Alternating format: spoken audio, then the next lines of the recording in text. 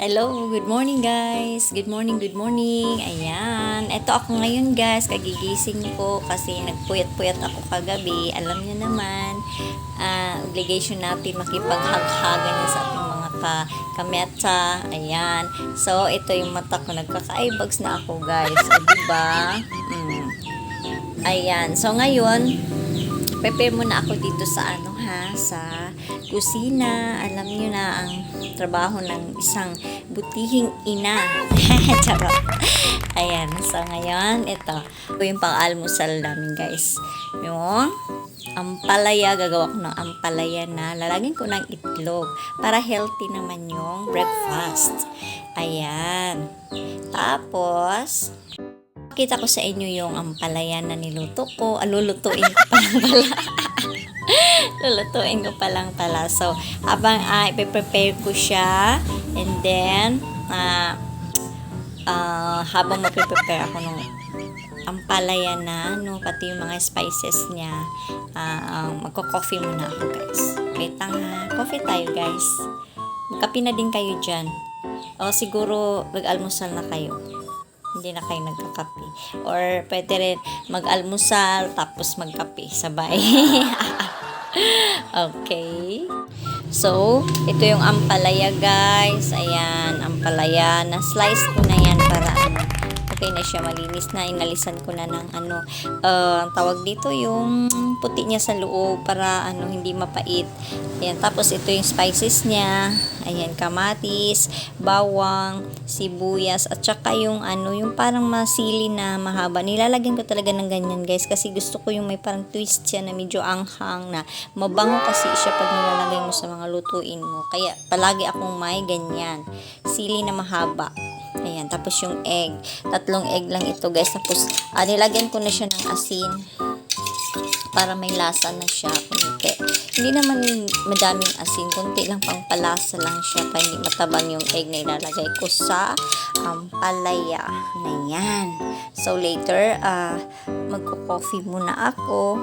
And then, maya-maya lulutuin ko siya, guys. Update ko kayo sa pagluto. Okay? Wait lang po. So, ito na guys, magigisa na ako. Lagyan ko lang ng kunti lang na guys. Kunti lang siya na mantika. Para lang panggisa ng niya. Panggisa ng mga spices niya.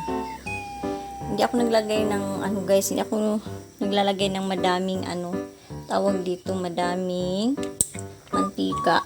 Alam nyo na, control tayo sa pagmamantika para may edad na kasi tayo, guys. Para safe ba? Safe. So, lalagay ko na yung gisa muna natin yung bawang.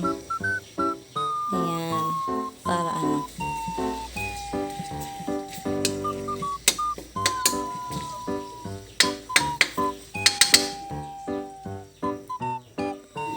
nilalagay ko yung niya, guys. Yung balat ng bawang. Sinasali ko. Ayan. Tapos, alisin ko lang din siya. Hindi pa kunin agad siya bago magluto. No? Hindi pa kunin yung pinakadahon niya. Ayan. And then, ayan. Nilagay ko na din yung sibuyas. Halo-haluin lang saglit. Bango na, guys. Bango. Masarap talaga, pag ginisa mo siya talaga sa mga, sibuyas, bawang, parang complete na, spices. Ano tawag sa, Tagalog yung spices, guys, ha? Yung, sa Bisaya, lamas, Ayan.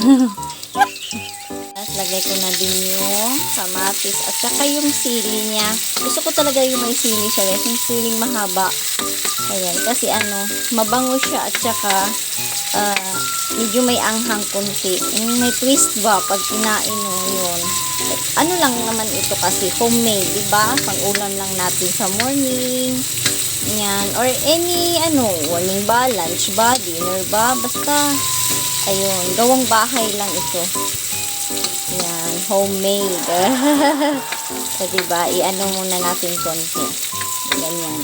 Hindi ko masyadong niluluto yung mga ano niya guys, spices. Yung sakto lang. And then, lalagay ko na yung ano, itong ampalaya natin. Ayan no, fresh.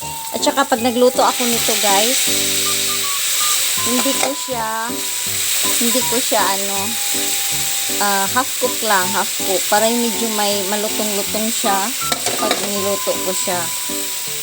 Diba? Ayan. Halo ko lang siya saglit para hindi siya pumait. Ayan. Saglit lang yan siya. Ganyan. Tapos, alam nyo ba, nilalagyan ko yan ng kunting soy guys. Kunti lang siya. Yan.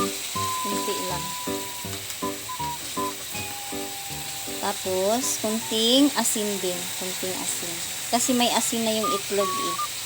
Ayan. Yung parang ano lang siya. May kunting sabaw-sabaw. Kaya, tuyo yung nilalagay ko. Kasi, parang may sauce siya kunti na ano. Ayan. Lutuin natin kung saglit para ano, mag-mix yung asin at saka yung soy. Ganyan. Ganyan lang siya guys. Tapos, ayan, tikman natin. Diba? Sakto lang. Tansya ko na kasi yung lasa niya guys. Kasi may kunting soy na siya and then asin. Ganon. Medyo umusok-usok na siya. Hindi ko siya pwedeng anuhin guys yung lutuin masyado yung ampalaya para naman masarap siya pag medyo may malutong-lutong siya konti. So, iano ko na tong egg na ganitohin ko ulit, batilin ko kasi yung may asin siya konti din. Para may lasa naman yung itlog. Ayan. So, ilalagay na natin siya guys.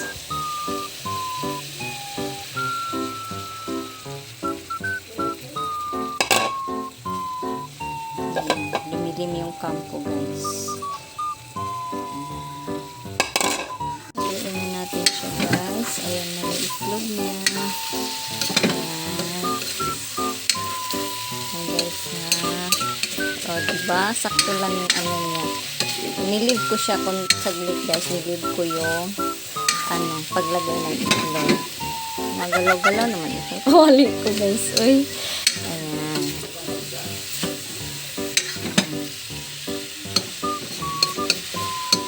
Ito na guys. Half cook lang ang ginawa ko kasi para masarap yung ampalaya. Para malutong.